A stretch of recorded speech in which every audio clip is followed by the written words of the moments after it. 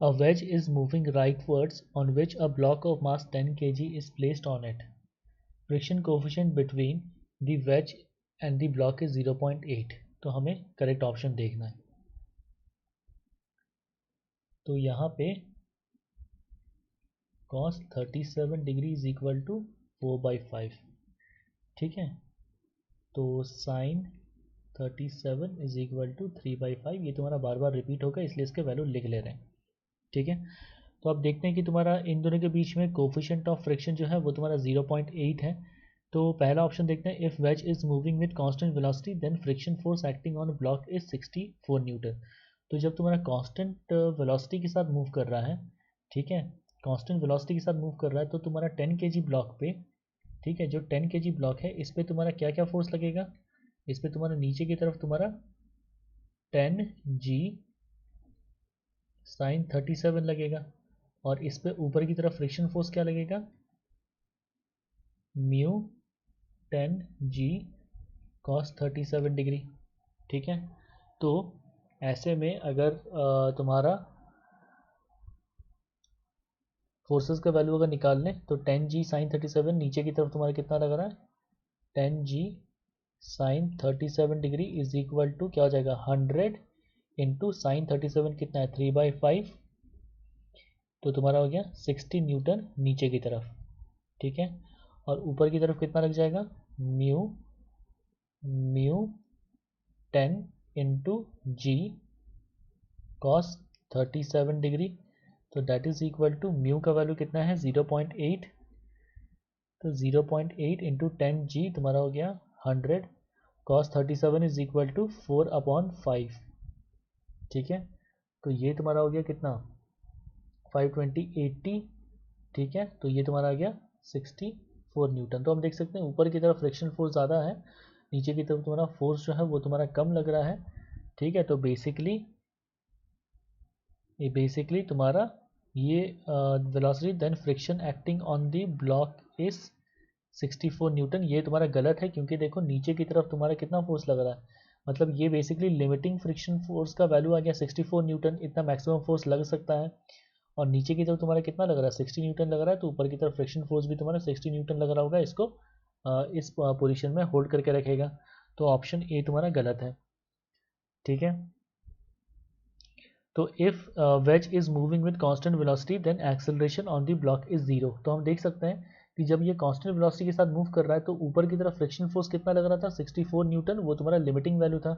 जबकि नीचे की तरफ तुम्हारा जो फ्रिक्शन फोर्स लग रहा था, मतलब नीचे की तरफ जो एक्सटर्नल फोर्स लग रहा था mg sin theta that was equal to 60 newton. तो friction force is completely balancing this 60 newton force. तो acceleration of this block 10 kg will be equal to 0. तो ऑप्शन बी तुम्हारा सही है. ठीक है, now if wedge is moving with 2 I cap metre per second square then friction acting on block is. तो इस direction में तुम्हारा 2 आई कैप वेलोसिटी के साथ अगर मूव कर रहा है तो क्या होगा. ठीक है, तो उस केस में तुम्हारा क्या हो जाएगा, जो 10 kg ब्लॉक है, 10 kg ब्लॉक है उस पर तुम्हारा इस डायरेक्शन में स्यूडो फोर्स लग जाएगा 10 इंटू 2. ठीक है, और इस स्यूडो फोर्स को अगर रिजॉल्व करें इस डायरेक्शन में तुम्हारा क्या हो जाएगा, ये आ गया तुम्हारा 37 डिग्री. तो इस डायरेक्शन में आ जाएगा ये कितना 20 न्यूटन आ गया स्यूडो फोर्स. तो ये हो गया 20 cos 37. ठीक है, और उसके बाद फिर तुम्हारा इसका जो तुम्हारा वेट का कंपोनेंट जो नीचे काम कर रहा था that was equal to 10g sin 37. इसका वैल्यू कितना आया था 60 न्यूटन. 60 न्यूटन ये तुम्हारा नीचे की तरफ काम कर रहा है, ऊपर की तरफ तुम्हारा कितना काम कर रहा है 20 cos 37. ठीक है, तो ऐसे में हमें फ्रिक्शन फोर्स निकालना है. ठीक है, तो हम देख लेते हैं कि इन दोनों के बीच का तुम्हारा डिफरेंस कितना आ रहा है. तो यहाँ 20 cos 37, तो cos 37 का वैल्यू कितना है 4/5. तो तुम्हारा क्या हो गया 5 4 और 20 कितना 5 4 16. तो ऊपर की तरफ तुम्हारा 16 न्यूटन फोर्स काम कर रहा है. ठीक है, तो इन दोनों के बीच का, ठीक है, इन दोनों के बीच का जो डिफरेंस होगा वो तुम्हारा फ्रिक्शन फोर्स हो जाएगा. ठीक है, तो बेसिकली नीचे की तरफ ज़्यादा है तो फ्रिक्शन फोर्स तुम्हारा क्या हो जाएगा ऊपर की तरफ काम कर रहा है. ठीक है, तो दैट इज इक्वल टू क्या लिख सकते हैं 60 माइनस 16. तो दैट इज इक्वल टू कितना हो जाएगा 1064 और उसके बाद फिर तुम्हारा 514 44 न्यूटन. ठीक है, तो तुम्हारा देख सकते हैं फ्रिक्शन फोर्स जो है वो तुम्हारा 44 न्यूटन लग सकता है, क्योंकि limiting value of friction force अभी जो हमने निकाले थे उससे पहले that was equal to 64 newton. अब यहाँ पे एक्सटर्नल फोर्स कितना लग रहा है, 644 न्यूटन लग रहा है, तो friction force can completely balance this external force 44 Newton. तो इस केस में friction force is acting 44 Newton और किस डायरेक्शन में एक्ट करेगा, up the incline. Now if the ways is moving with 10 I cap, ठीक है, तो इस केस में तुम्हारा क्या है, 10 आई कैप इतना एक्सेलरेशन के साथ मूव कर रहा है।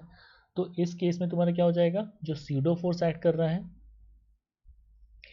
जो स्यूडो फोर्स एक्ट कर रहा है वो इस डायरेक्शन में हो जाएगा तुम्हारा कितना, 100 न्यूटन, ठीक है, 100 न्यूटन। और ये तुम्हारा ऊपर की तरफ, ये मेरा 37 डिग्री है, तो यहाँ ऊपर की तरफ तुम्हारा कितना फोर्स काम कर रहा है, 100 cos 37 डिग्री, ठीक है। इस डायरेक्शन में जो तुम्हारा फोर्स काम कर रहा था दैट वाज इक्वल टू क्या हो जाएगा, 10g sin 37 that was equal to 60 newton, ठीक है। तो 100 cos 37 इसको सॉल्व कर ले तो क्या हो जाएगा 20, और यहाँ पे ये ऊपर की तरफ आ गया 80 न्यूटन, ठीक है। तो इस केस में देख सकते हैं जो नेट फोर्स है वो ऊपर की तरफ जा रहा है, तो इसमें इस केस में फ्रिक्शन फोर्स किधर एक्ट करेगा, नीचे की तरफ एक्ट करेगा, ठीक है।